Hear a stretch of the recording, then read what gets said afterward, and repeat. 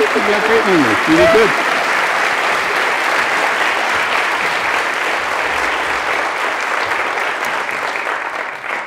Good evening. How's the sound? Okay? Okay, good, wonderful. I have to begin by thanking all the organizers. The list is very long of all the groups that got together to invite me here and set up this evening with you. I thank them all for their hospitality, the dinner beforehand, and especially for you. And I especially have to thank all of you. I'm sure there are other things you might have wanted to do on a Thursday night, and you will get out of here in time to go home and read your kids and grandkids their stories before bed, right? Okay. So I've been told a couple of things about New Brunswickers. One is that everyone here is above average intelligence.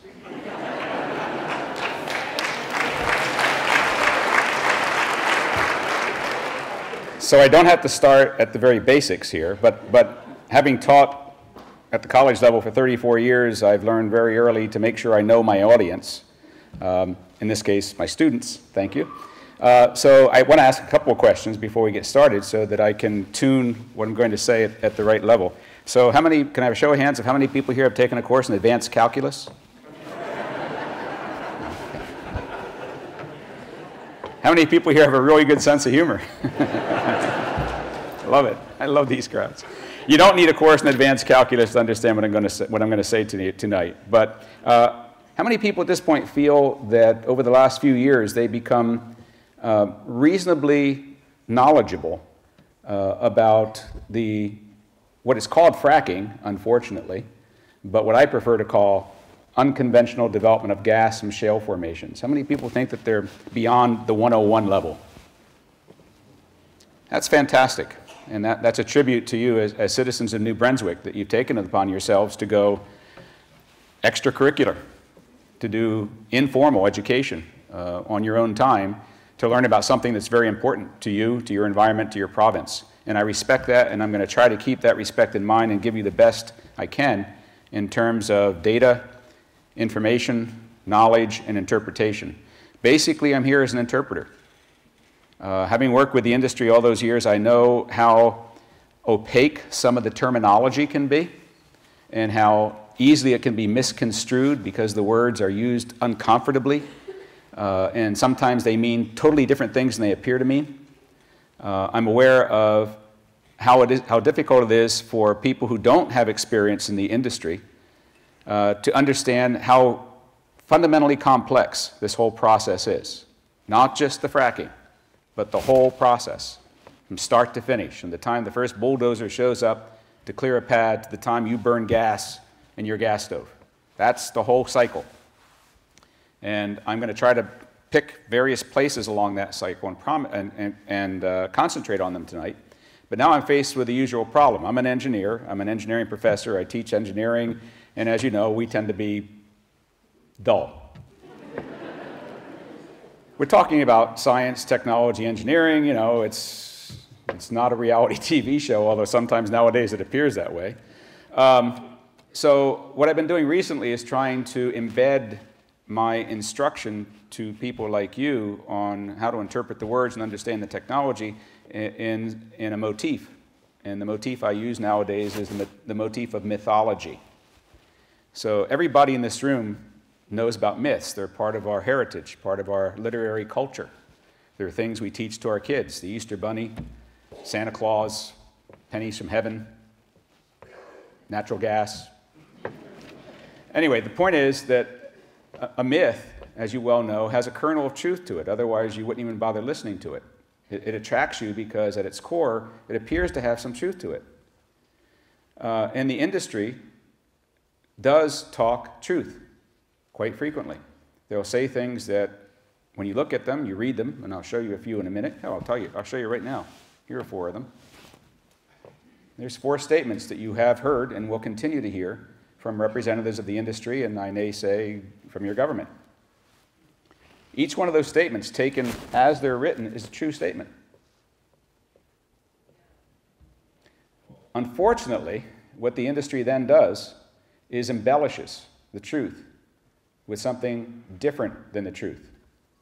And so we're left with the ability, unfortunately, to misinterpret each of those statements to make them not actually informative, but disinformative, or in some cases, downright untrue.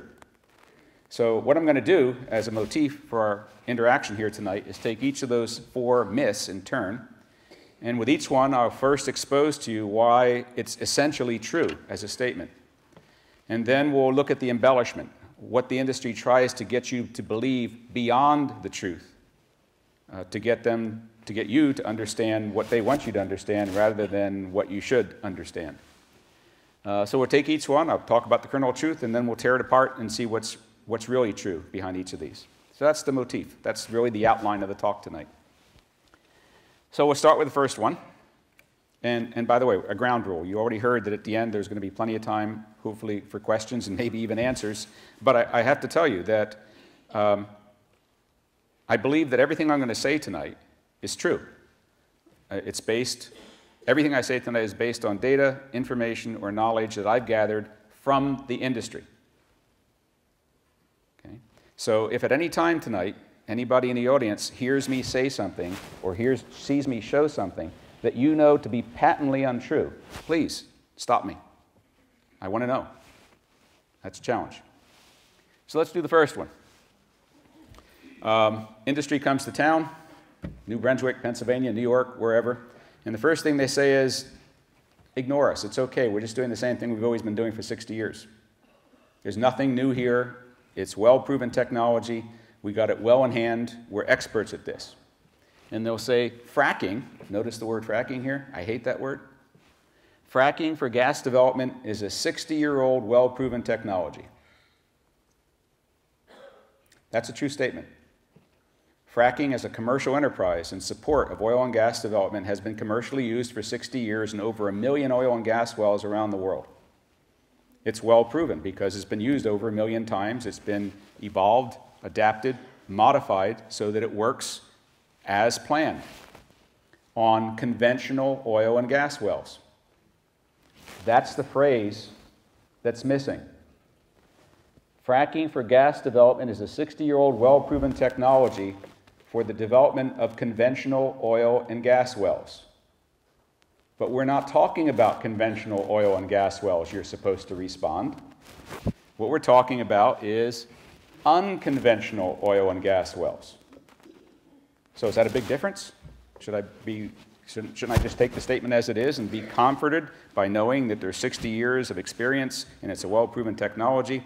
It hardly ever causes problems on conventional wells. Shouldn't I just extrapolate that to unconventional wells? Well, no, you can't. Because unconventional development of gas from shale formations is an entirely different process. So we need to take it apart. So this is where I do the gas development from shales 101, except that we're going to do it in the context of this myth.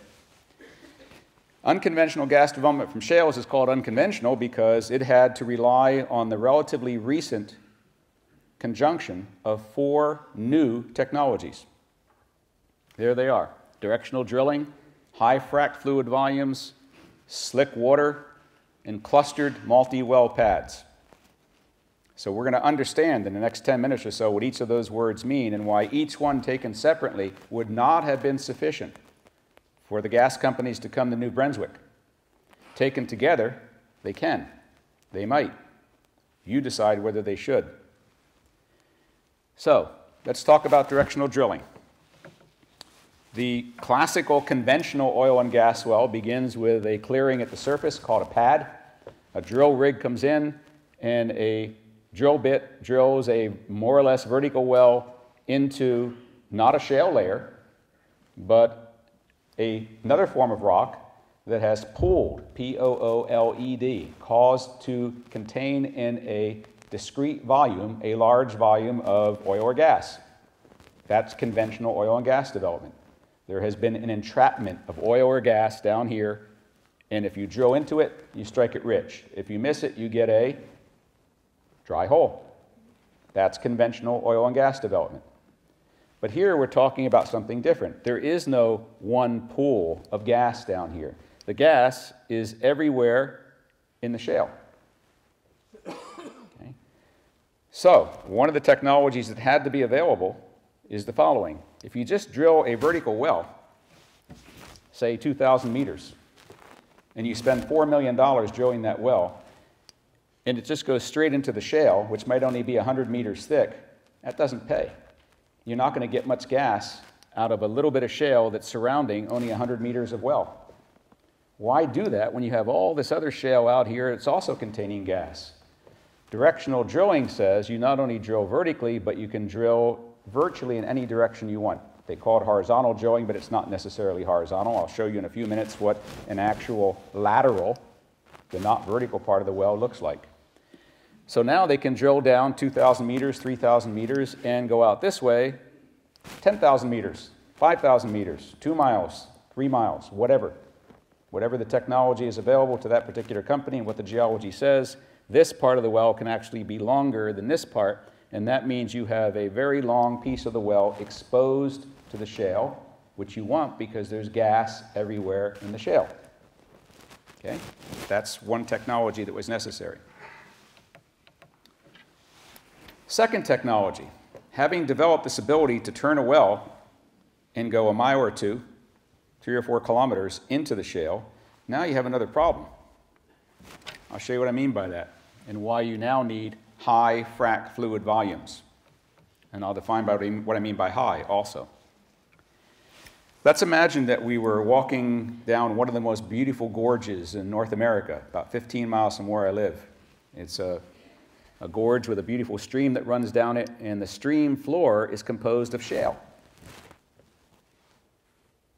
Okay. Notice these straight lines in the shale? I mean, we have visitors that come to the Finger Lakes region of New York where I live, and they walk through our gorges and they see these perfectly straight lines in the shale. And they ask a very dumb question. Who sawed those lines in the rock? Because they just can't believe that they're natural. And when I tell them, not only are they not man-made, they're natural, they are hydraulic fractures.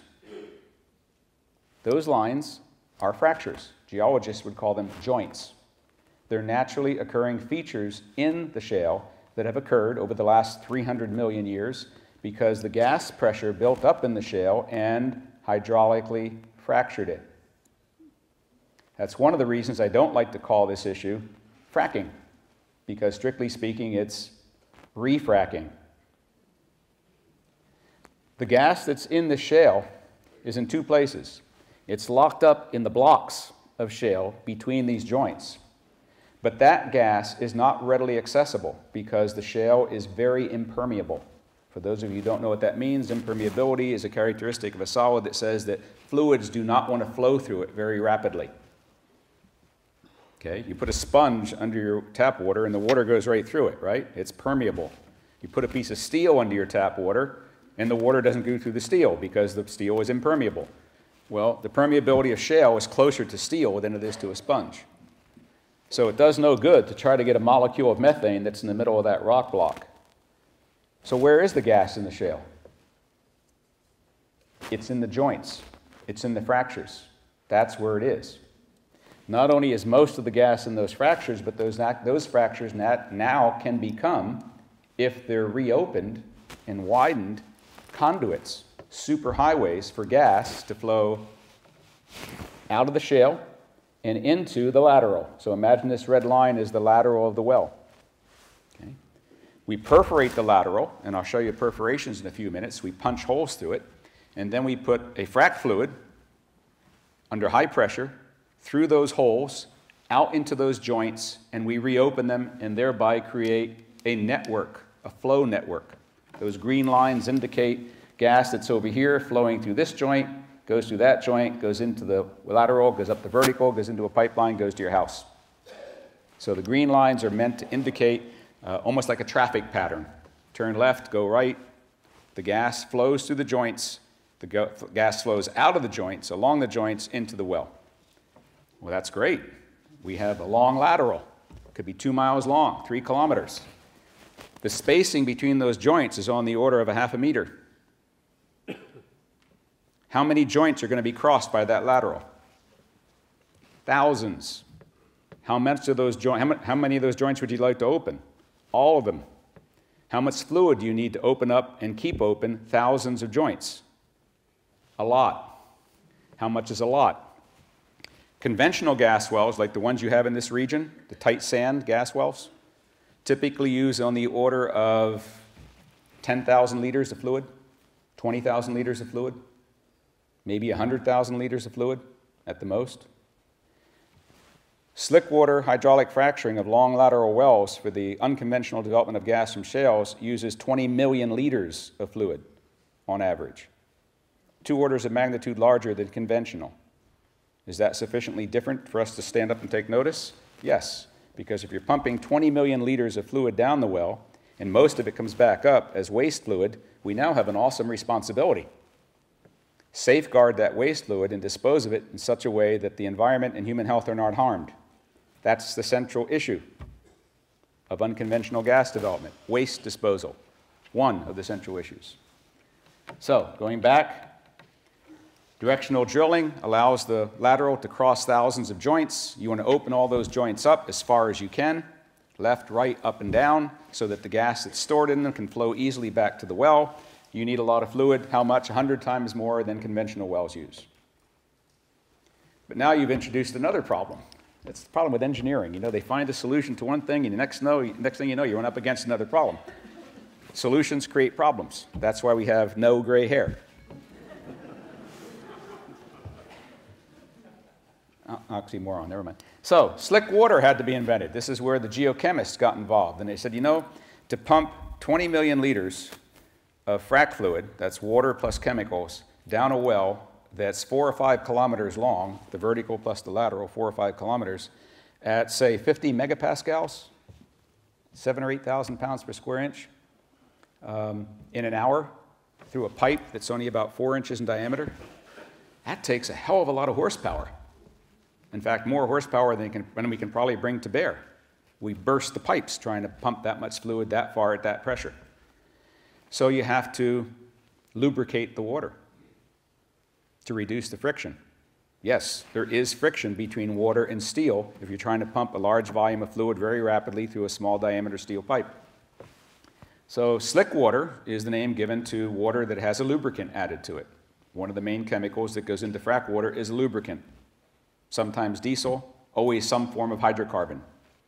Makes it more slippery. Okay. That's one of a number of chemicals that have to be added to the process to make it work. So that's the third technology. Taken together, those technologies were in place 6 or 7 years ago, but that still didn't make unconventional development of gas from shale formations really economically viable. What was necessary is the notion that this idea of a single well from a pad going down vertically, turning horizontally, that's a bankrupt notion. You don't do that. You don't drill one well from a pad. That's what you do conventionally. You build a pad, you drill a well. If you hit gas or oil, whoopee. If you don't, you hit a dry hole, go build another pad, drill another well. Doesn't happen here.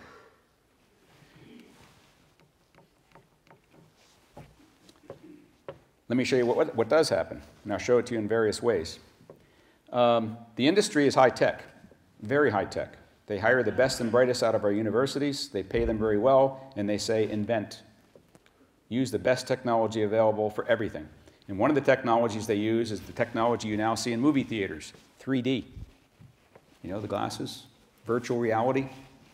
So this is an image from a 3D virtual reality room, in this case at Shell. And this is the surface, the land surface. This gray blob is a shale formation. Notice it's not perfectly uniform, perfectly flat, and perfectly perfect. It is what it is. They do 3D seismic imaging, like what's been going on in New Brunswick recently, and they get an image. Thousands of feet underground, thousands of meters, they can form an image of the shale layer. These vertical lines are wells coming off of a pad. So here's a pad, and here's a set of vertical lines. They come down, and they deviate and become laterals. So in this pad, there are, in fact, 5 wells, 3 going that way, 2 going that way. On this pad, there are 6 wells, 3 going that way, 3 going that way. This is called clustered pads with multi-wells from pads, multi-well clustered pads. Why? Why do you want to have many wells coming down from one place, branching out, in this case, left and right, or northeast, southwest, or north-south, or east-west. Why? Where's the gas? Everywhere. Where do you drill? Everywhere. Why do the wells go in opposite directions? How about the natural joints in the rock? Do they know the directions of those natural joints? Ah, yeah, they do. That's why they do exploratory drilling. So they know the direction of all those joints, and they align the wells such that the wells are intersecting the maximum number of joints. So if you're intersecting a lot of joints going that way, you're going to intersect the same number of joints going that way. The wells are always drilled in opposite directions. So on a build-out, what Shell would do is put a pad, a pad, a pad, a pad, a pad, a pad. Getting boring, right? That's called clustered pads, maybe in a row. And from each pad, you're going to have 6, 8, 10, 12, 24 wells, half of them going one direction, half of them going the other direction, and eventually, this whole shale formation would be drained. That's how it works economically. So let's return to a mental image of what this might look like in reality from the surface. And I'm going to use a specific instance. Sorry, that's cut off. This is an example of spatially intense development. This is an aerial photograph, actually a satellite photograph, of the Dallas, Texas airport. Runway, runway, runway, runway. Underneath that airport is a shale play called the Barnett. It's where all this started back in the 90s. So I'm going to put together everything I just told you, the 4 technologies, and show you what happens in a situation where one owner of a large piece of property makes a deal with one gas operator. I'm letting that sink in. One owner makes a deal with one gas operator. Does that sound familiar to you? It's 2.5 million acres that's been dealt by your provincial government to one operator called SWIN. Okay, so this is an example of what happens when you have that ideal situation. One operator receives a license from one owner. So let's look at that airport property in a different perspective. That's the same airport property, except now every one of these red dots is a pad. Yes, they drilled the hell out of the Dallas-Fort Worth airport. Every one of those red lines is a well, a lateral.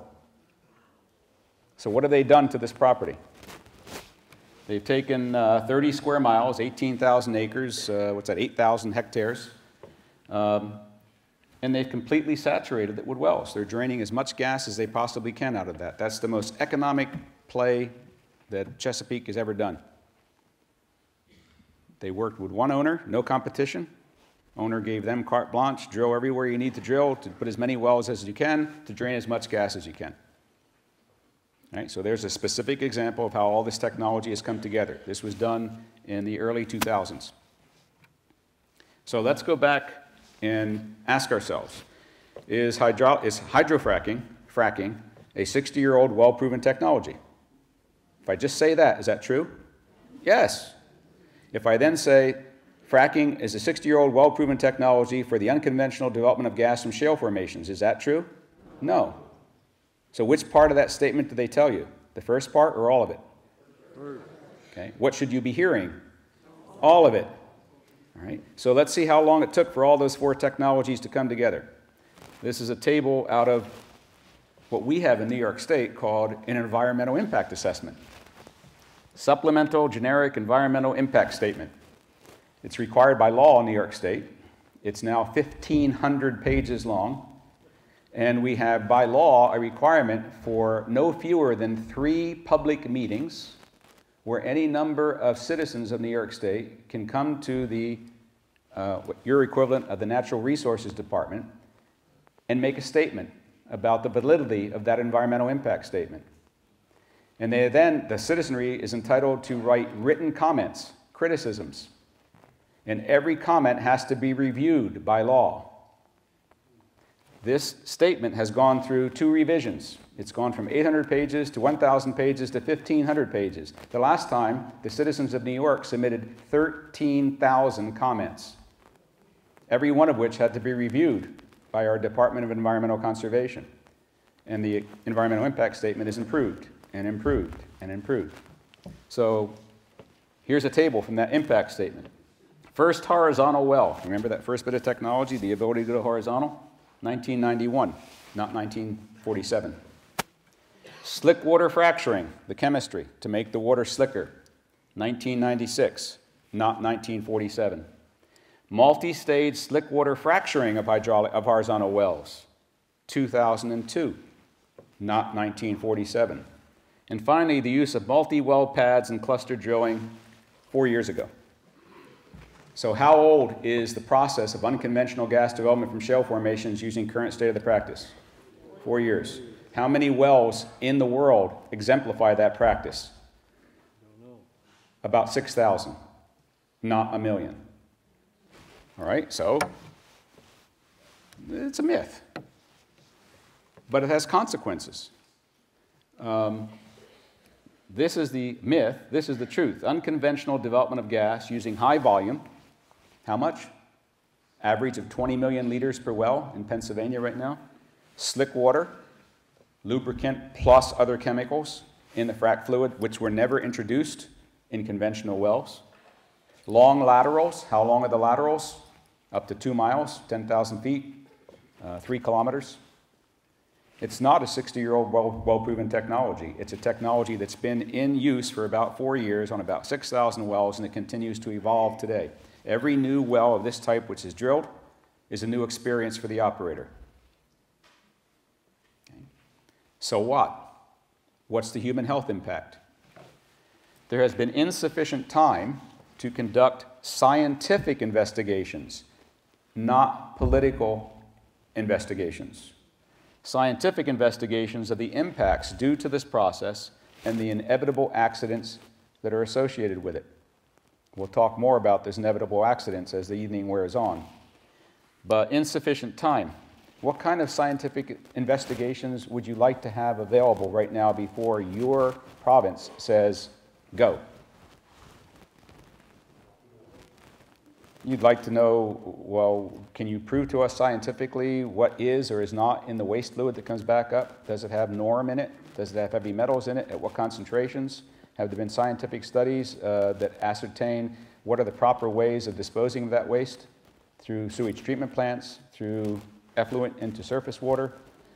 Has there been a statistical scientific analysis of the rate of failure of the wells? Has anyone done a human health impact study to predict the increase in the number of illnesses and deaths that will result in a region as the result of a long-term development of this type involving tens of thousands of wells? Has there been a scientific study that assesses the true economic impact, not only the economic income, but the economic cost, including health costs and ecological costs of this process? None of those studies have been done anywhere. Some of those studies are underway, some places. Second myth. You want another one? Should we go on? Yes? Okay. Fluid migration from faulty wells is a rare phenomenon. Sometimes wells fail. I mean, they stop doing what they're supposed to do, which is to just take, in this case, natural gas from down there up to here through a steel pipe. That's the purpose of a well. If what's down there comes up here outside the well, that's called a faulty well. In industry jargon, it's called loss of wellbore integrity, structural failure. What's down there is now able to come up outside the well because you poked a hole in the rock and you haven't adequately sealed the hole. So industry says that that happens, but it's so rare that it's inconsequential and you shouldn't care about it. So we're going to finish that sentence in a few minutes. So first I want to show you consequences of faulty wells. What happens when a well loses its structural integrity? And I'll show you a couple of videos to indicate that. So this is a video taken earlier this year of a well inside the township of, adjacent to the town of Dimmock, Pennsylvania. Some of you have probably heard about Dimock, Pennsylvania. It was ground zero for the attack on Pennsylvania by unconventional shale gas development. 63 wells drilled in a 9 square mile area in about 6 months. So this is the well head, the part of what they call the Christmas tree that remains after the well has been drilled, the well has been fracked, a pipeline is connected to the well, and the gas is supposed to be coming up that steel pipe and into a pipe to market. Typically, the industry will leave an excavation around the wellhead. And if it rains, or if it snows and the snow melts, that excavation, which is called a cellar, fills with water. So what you see here is water.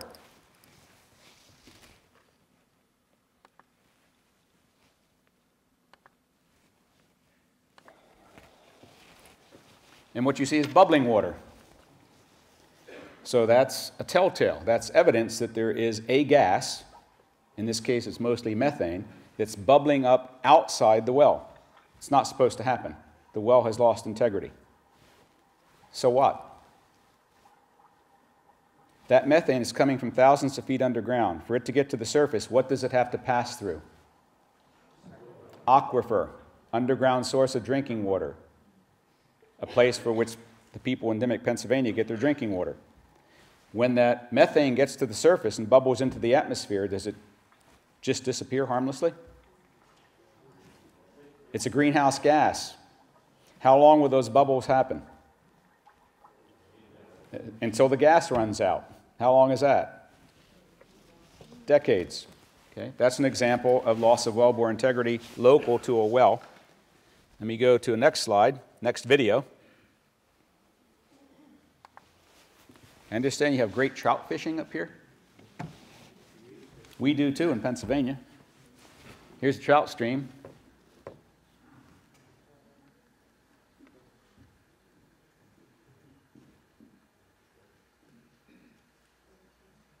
Problem. That's gas bubbling. Again, mostly methane in this case. The nearest gas well, shale gas well, to that bubbling is 3 kilometers away. How far can methane or other hydrocarbons or other fluids that are released by the drilling and or the fracking process migrate underground? Anybody know the answer to that question?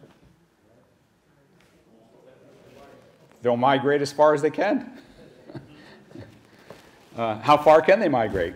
As far as Mother Nature's rock stratum and existing joint set and existing fault set allows them to. So here's an example where a trout stream becomes a telltale.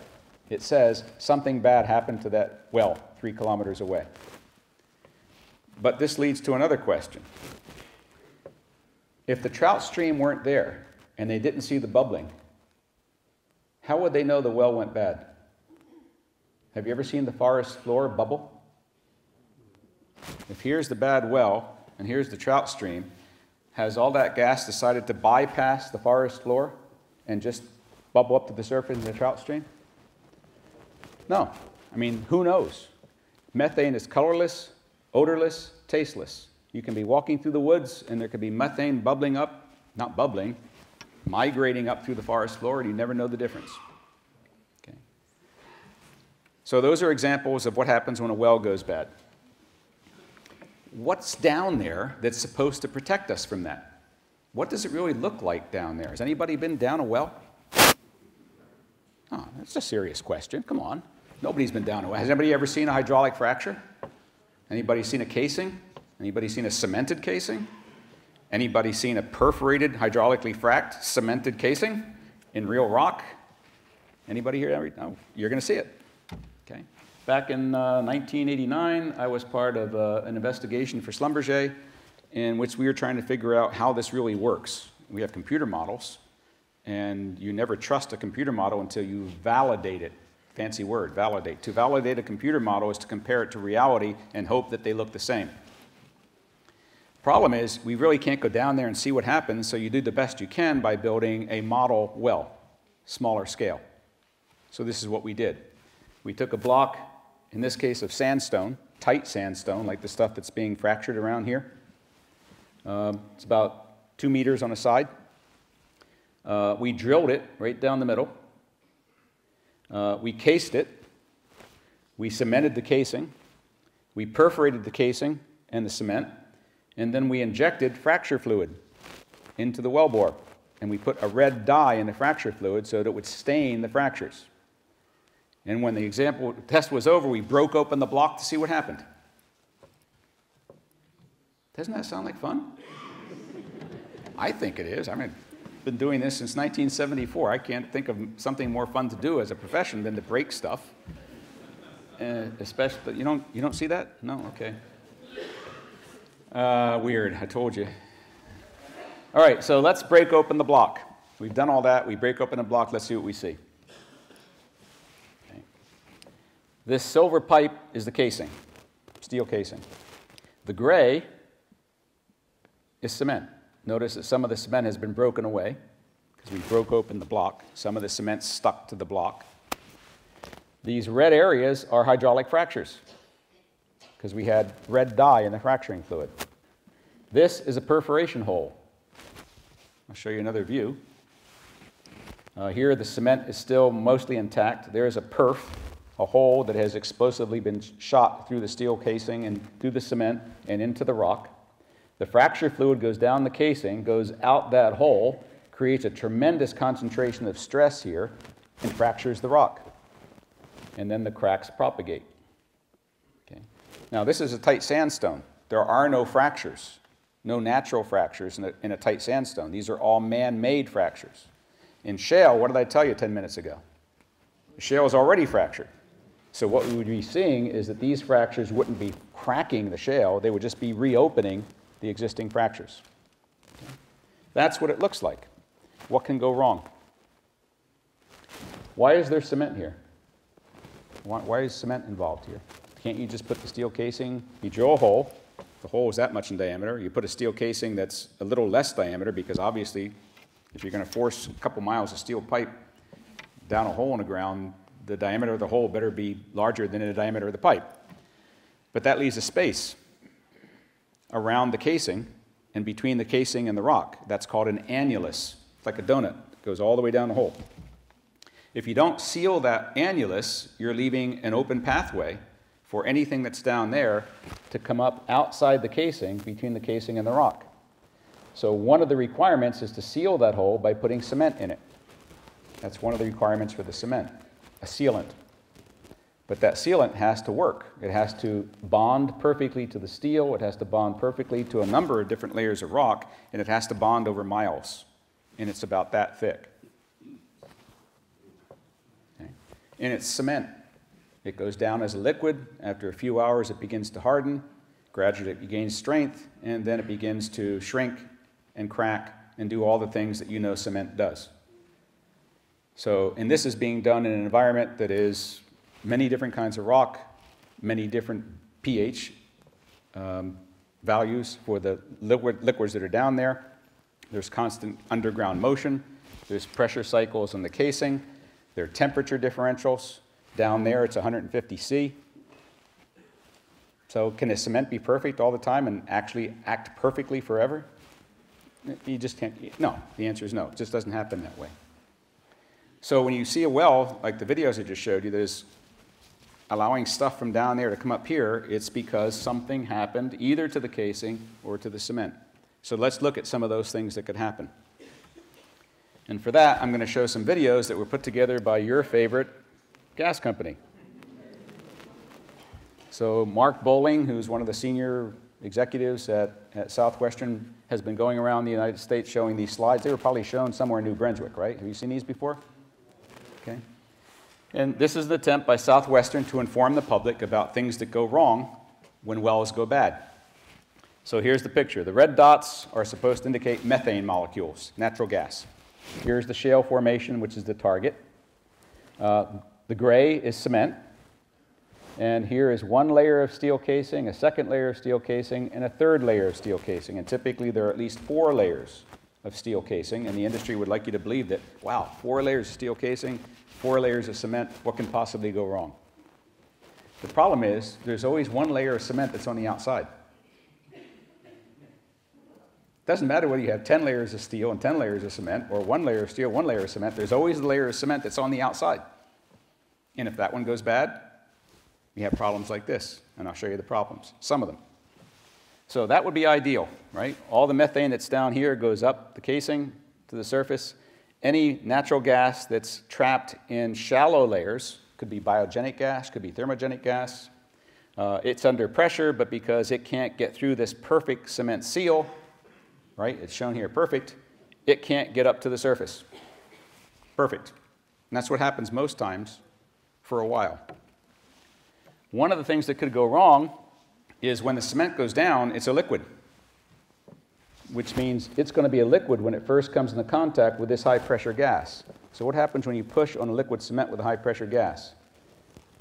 Something sometimes bad happens, and it's called channeling. In other words, the cement fails to bond to the rock layer in which there's a high pressure gas. Makes sense, right? So now your cement hasn't bonded to the rock, which means you have an open channel for the molecules to go up to the surface, and either go into the atmosphere or migrate into this blue thing, which is called a freshwater aquifer. Got that picture? That's one thing that can go wrong. Here's another thing that can go wrong. The casing can fail. Casing is not one long continuous steel pipe. It's made up of segments that are screwed together. Every one of those joints is a potential weakness. So you can have joint failure, you can have fracture, you can have corrosion. The fluid that's coming up with this gas is highly saline, many times more saline than seawater. Saline fluids in steel corrode steel. Right? So if you develop a hole with the steel casing, the gas going up the casing can get out, and if there is no cement in an annulus, which is frequently done, they do not necessarily cement every annulus all the way to the top. It's expensive.